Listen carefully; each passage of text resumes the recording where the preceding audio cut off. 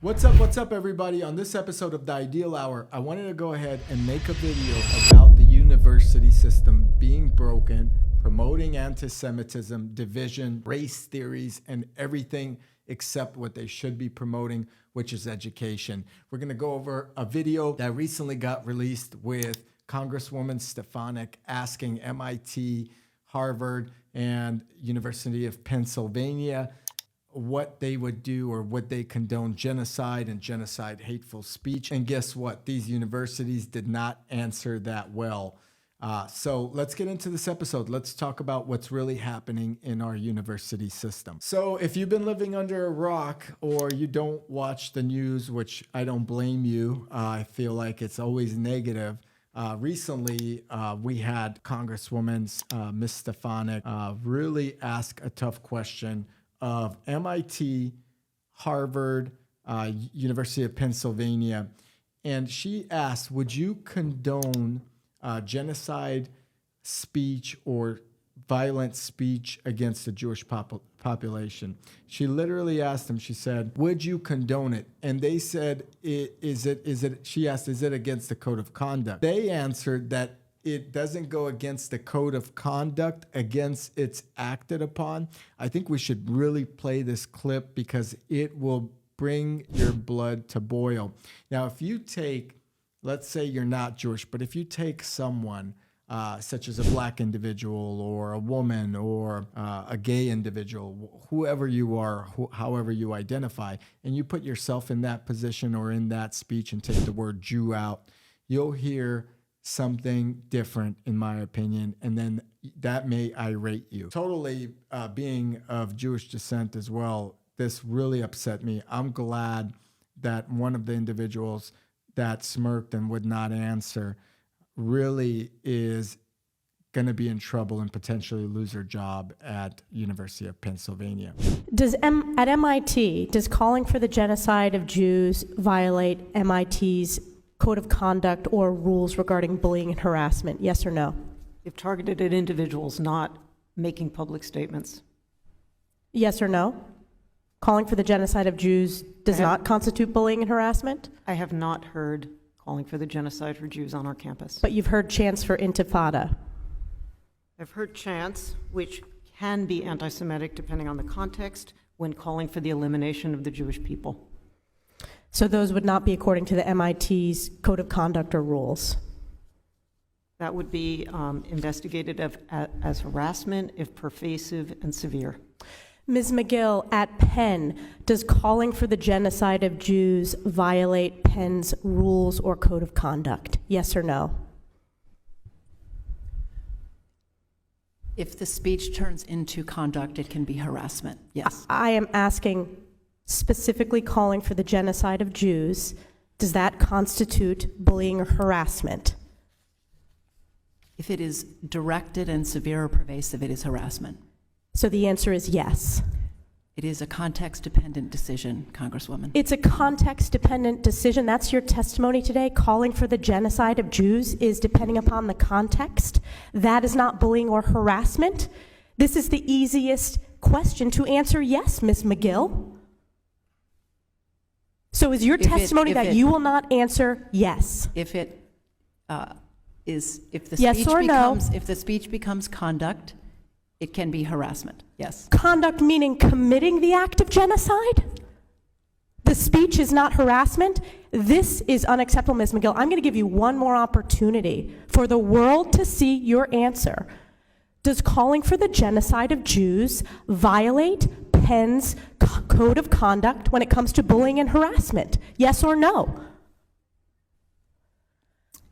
It can be harassment. The answer is yes. And Dr. Gay, at Harvard, does calling for the genocide of Jews violate Harvard's rules of bullying and harassment? Yes or no? It can be, depending on the context. What's the context? Targeted as an individual, at an individual. It's targeted at Jewish students, Jewish individuals. Do you understand your testimony is dehumanizing them? Do you understand that dehumanization is part of anti-Semitism? I will ask you one more time. Does calling for the genocide of Jews violate Harvard's rules of bullying and harassment? Yes or no? Anti-Semitic rhetoric, when it And is it crosses into anti-Semitic rhetoric? Anti-Semitic rhetoric, when it crosses into conduct that amounts to bullying, harassment, intimidation, that is actionable conduct, and we do take action. So the answer is yes, that calling for the genocide of Jews violates Harvard Code of Conduct, correct? Again, it depends on the context. It does not depend on the context. The answer is yes, and this is why you should resign. These are unacceptable answers across the board. So when at University of Pennsylvania, the Congresswoman Stefanik asked Liz Magill, is this genocidal speech calling for the genocide of Jews against conduct?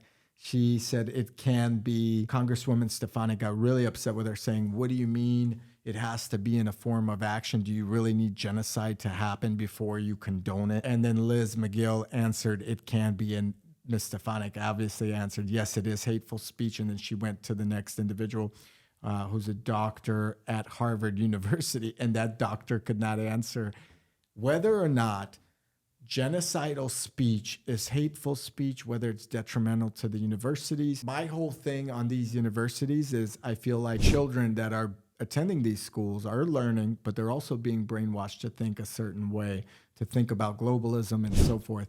It's very dangerous when you allow a group to talk like that, because Jews historically have been hated. They've been enslaved, killed, mass murdered. If you allow this type of speech to happen in a area or in a facility or at a university or school where you're being taught that this type of speech is acceptable, then it truly creates a problem, a generational shift towards this type of thinking that it is acceptable. Now, you go ahead and comment below. What do you think is happening with these universities? Why are the people in charge so willing to defend a race or willing to defend an ideology, but not willing to defend a Jewish population, the white population, maybe some of the other questionable populations out there? Why not defend everybody equally, including Jews, blacks, Palestinians, and you name it, Christians, everybody, right? Everybody should have an opportunity. Everybody should have the right to come to a university and be safe. There's a video I saw on Instagram.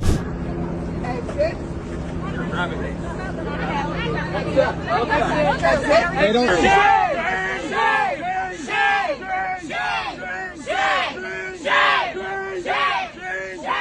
This is where a student on university campus is being attacked by a mob, which looks like shifts their ideology from either Antifa to BLM to whatever it is. This student couldn't walk. It's scary. That should not be taking place in a university where you're paying literally $50,000, $60,000 a year to educate your child or educate yourself, only for the concern of their safety. It's sickening. And it's happening everywhere. If we take a look at all of the anti-Semitic protests where people that probably cannot even point on a map where Israel is or where Palestine is or where Gaza is, cannot point at a map where, maybe parts of Russia were or are not. They don't understand these things. They may not even know who's running these things, but they're cheering and chanting for the death of Jewish people. They're chanting for destruction of of Israel and the Jewish people.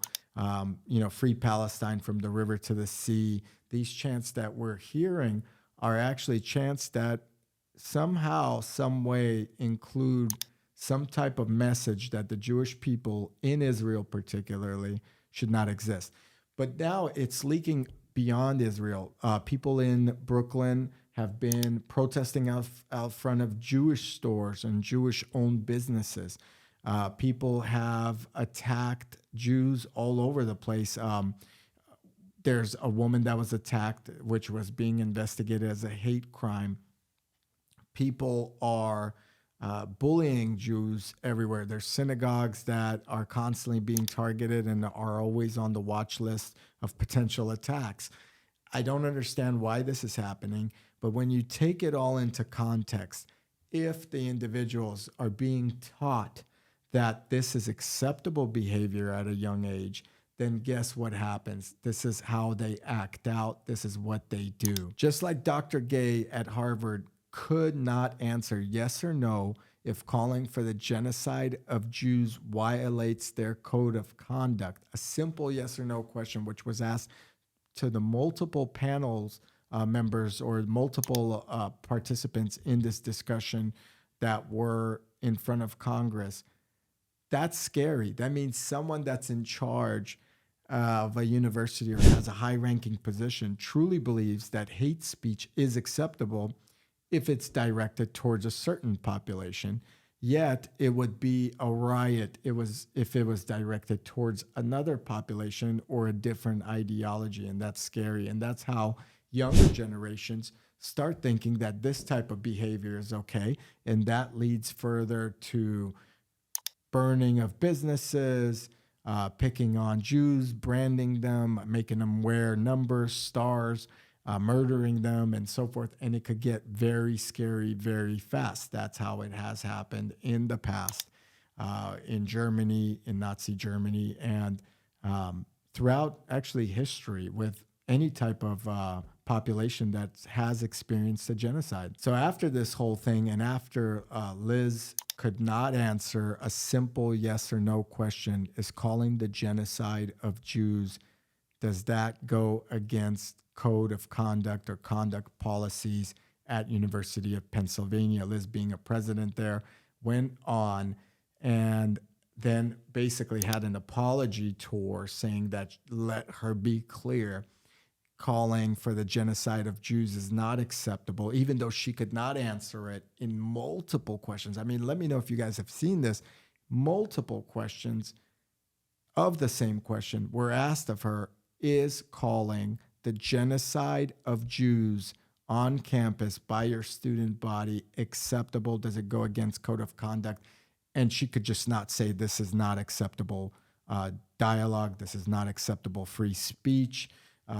Now she's apologizing through the roof because people are requesting she be fired. In addition to that, there have been donors that recently pulled $100 million from the University of Pennsylvania, disgusted with what they heard of what the president, the highest position in that student body government, discussing, talking about genocide, not condoning it. The donors that are wealthy, some may be Jewish, some not, do not believe that their money should go to further educate hate speech, further divide this country, further divide people in America, further divide people all over the world.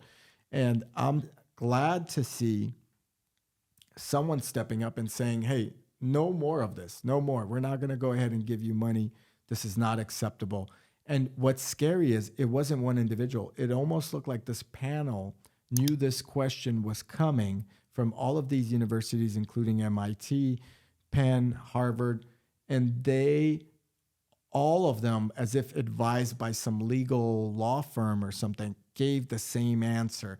If the code of conduct becomes an altercation or physical or a genocide actually happens, then it's against our policy. But before that, no, you could say whatever. Again, if you guys are listening to this, and you may be a black individual, you may be Asian, you may be Russian, white, I don't care. I don't care what your preferences are. I don't care who you go to bed with. This is not what this is about. Who you vote for, it doesn't matter. But let's say you are Asian, or you are black, or you're transgender, you're gay, or whatever race you identify as. Put yourself in that. If we said, or if someone said, we're calling for the genocide of black people, that would have been an uproar. It's not right to say that then. It's not right to say that against a Jew. It's not right to say that against a Palestinian. It's not right to say that against an Arab or a Russian or a Ukrainian, Armenian, you name it. It doesn't change the fact that you're calling for a genocide against a particular person. You could even put an animal in there. Let's have a genocide of all puppies in the country. And that would scare some people off. But for some reason, when it's called for with a Jewish person, it becomes ratherly more acceptable.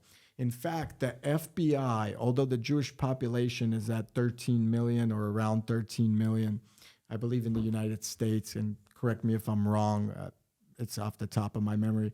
Although the Jewish population is a small fraction of the United States population, Jews receive the most amount of hate out of any culture, race, or religion out there, gender ideology, etc. The Jews lead by far. I think it's like 347% in regards to receiving hate mail, hate crime, anti-Semitism, or any type of hate-related content is towards Jewish people, and it has to stop. What I did love seeing is a lot of celebrities, particularly Dave Portnoy from One Bite Pizza. I love that show, by the way. He posted it. Then you had a lot of other friends of his share it. With Hanukkah coming around, it's great to see celebrities not afraid to voice their opinion, even though we have Palestinian marches with not even people from that region protesting for Palestine, for Gaza, against the Jews. They're burning American flags, burning these flags, yelling death to Jews. What's even more interesting is I've seen ads or I've seen posts of gay individuals or the LGBTQ plus community going or siding with these type of protests. And what they don't understand is that Israel is one of the most free or open gender ideology countries out there, where gays and lesbians and other sexual preference individuals or even gender ideologies are accepted. However, in a lot of these other countries in the Muslim world, and if you put Israel on the map, it's literally surrounded by a lot of Muslim countries, from Egypt to Iran to Turkey to you name it, Syria, they're all over. And Israel's such a small fraction. Anywhere over there, it's not okay to be gay. So if you were living in Gaza and you had declared that you were gay, you probably would not make it out of Gaza. Yet in Israel, you would be okay to go to a coffee shop and do the everyday things. What's even worse is now this is spilling over, including into the Bay Area, into California. It's in New York. It's all over the place. It's in Michigan. People are really blocking traffic, protesting for free Palestine. And the war situation is not pleasant for the common person. I do feel that. Now we're seeing a Jewish woman denied entry into a bathroom at a business here in Oakland. This woman just in the bathroom has read very hateful speech against Israelis or Jewish population. And she wanted to go back and film it. They wouldn't let her back in. And this is a public place or a private business, but the bathroom in the business was public. She did end up ordering some food, but was denied entry into a bathroom. Overall, these universities need to be looked into, not only by the past alma mater, but also by potentially independent companies or independent authority sources to see what level of anti-Semitism, what level of hate are brewing in our university system. Because what COVID has done is it's really opened up a lot of people's eyes as to how our kids are getting taught, what they're getting taught, what's important, what's not important. And it looks like at the university level, it's as poisonous with weird brainwashing techniques as it is in elementary to middle school to high school. Even in high school, people are staging march out protests where they're going to march against Israel, to free Palestine, to march and do whatever they think they're doing is right. These kids are not of the age to understand that dynamic. It's crazy. And what I want to talk about, which I should have mentioned in the beginning of the video, It's a very interesting tactic. There was a video that I saw. It's called Russian Subversion. Russian Subversion. Check that video out. With Russian Subversion, this individual discussed how in 1 to 2 generations, you could convince people how to think, what to think, that when a factual presentation would be presented to that individual, and they're so brainwashed that you could tell them, hey, this is the color black, they're going to argue you that this is not a black color and truly believe it. And to me, that is extremely scary. And I think that's what's happening in this country today. These universities are brainwashing our children. They're going against their parents' ideology, and they're going against the ideology of some type of globalism movement. And it's very scary because I've talked to grandparents that lived in Russia where they used to do that. And at that time, in Russia, the Russian government was pro-government. In fact, if you had a brother or sister, your brother and sister would be secondary to the government, to the USSR, to the KGB, to the Russian government. So the way they would make sure that you are secondary to that government is they would advertise, we are a better fit for you. We love you more. You have to tell us the truth. In Russia, according to grandparents, you could only be allowed to have a certain amount of food. The government would even control that. So if you had more food in your house and your neighbor snitched on you, an individual in the middle of the night or a group of individuals from the KGB would come in. They would arrest you, possibly kill you, or the person would be missing for months. You wouldn't even know if they lived or not. And they encouraged you snitching on your neighbor. This freaked me out when this recently happened here in the Bay Area during this COVID times, where they set a limit to how many people you could have during Thanksgiving. Now, whether you're still in a COVID box, you should probably get yourself checked out if that's the case. But whether you're living in that time or not, for some reason there was encouragement to snitch on your neighbors, to tell authorities that someone's having their grandpa and grandma over for Thanksgiving, and this is a violation of law. You had to remain inside, you couldn't travel, etc. Got very crazy, and that's the similar situation of Russia. You guys could look up a boy named Pavlov. I'm sure when you Google it, Russian Pavlov hero, you'll see that Russia, for example, at that time, made this boy a hero for snitching on his dad, who got killed and murdered because he ended up having too many goods or more goods than allowed by the government. And Russia, instead of condoning this, they basically said he's a hero. He's with the government. He did the right thing. Universities. I hope Liz gets fired. Liz Magill from UPenn. We'll play this statement of her apology. Moment during yesterday's congressional hearing on anti-Semitism, when I was asked if a call for the genocide of Jewish people on our campus would violate our policies. In that moment, I was focused on our university's longstanding policies aligned with the U.S. Constitution, which say that speech alone is not punishable. I was not focused on, but I should have been, the irrefutable fact that a call for genocide of Jewish people is a call for some of the most terrible violence human beings can perpetrate. It's evil, plain and simple. I want to be clear. A call for genocide of Jewish people is threatening, deeply so. It is intentionally meant to terrify a people who have been subjected to pogroms and hatred for centuries and were the victims of mass genocide in the Holocaust. In my view, it would be harassment or intimidation. For decades, under multiple Penn presidents and consistent with most universities, Penn's policies have been guided by the Constitution and the law.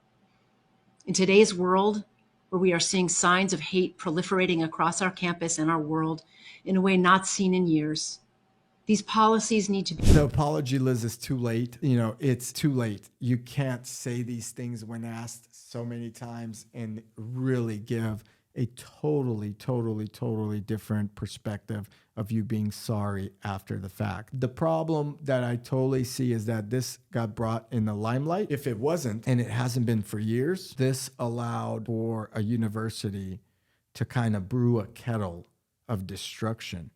It's going to get hot at one point. Things are going to unfortunately happen that potentially could hurt people. And because the people in charge did not see or taught this or directed individuals to thinking that this type of thinking is okay, it's a little too late. And her apology means nothing. I know everybody that has seen her apology, if you look at the comments on Instagram and these videos, no one believes this fake apology. And I think it's just too late, a little too late, and she should be fired and removed from her post. She probably will be. Overall, guys, is a university worth it? Well, as a parent as well, I would say that I would definitely not want my children to go to University of Harvard or University of Pennsylvania, maybe even question MIT and so forth, and pick a school that's more moderate or in the middle. Nowadays, what is in the middle? But it's dangerous to have your kid go to a college to completely think that hate speech is okay, completely be retrained to the beliefs and the teachings that you hope to have for your child, which is happening a lot. I mean, how many kids out there fly home for Thanksgiving and don't want to talk to their father or mother because they think that their thinking is ridiculous or out of this world, right? Yet that same child was the pride and joy of the father and mother when they were growing up, right? So overall, I don't know. I'd have to rethink it. Comment below. Would you send your kids to Harvard? If you're a Jew, would you send your kids to Harvard? If you're a black person and there's some college out there spewing black hate, would you send your kid to that school or give them money? This is kind of a very heated debate, a very heated topic that will touch some personally, and it's not an easy video to make, but it has to be said. I think it has to be discussed as to at what point do people need to stand up and say this is not okay for the calling of genocide for any individual out there, for any belief they have, for any like or dislike, for any political affiliation, any way of thinking. It's just not okay. And I think if we don't stand up, and it happens to be that Jews are the leading group of hate in terms of receiving hate, not giving out hate, receiving hate. You could look at the difference between pro-Jewish protests or marches and pro-Palestinian protests and marches or any of these other marches out there. You could see the difference in it. There's no burning of cars. There's no climbing on things and so forth. There's just not enough anger or hate that's in there. And I don't know where this anger and hate boils from with the other populations, but it's not okay. It's not okay to say that there's genocide that is okay for anybody in particular. And that includes, again, all races, all genders, all ideologies, all religions. You can't have that at a university. Comment below. Let me know if this was a topic that I covered or if I missed something in regards to this topic. Comment below. If you want to share something as well, an experience that you've had at college with your daughters or yourself trying to be brainwashed into Marxist beliefs, let me know in the comments. If you like this type of content, hit the like button. Again, I'm not here to offend anybody. I just think that the behavior is learned, it's taught, it's accepted, and then it leads to very destructive action. And what was crazy was that they could not condone the hate speech behavior prior to what they said needs action for genocide in the best universities supposedly in the world. It's mind-blowing. I hope you guys enjoyed this video. If you did, please like it, subscribe. Also check out the Ideal Hour podcast. I have some very nice guests that come on and share their life journey and experience. And I hope you check that channel out. Thank you for watching. I'll catch you here in the next video.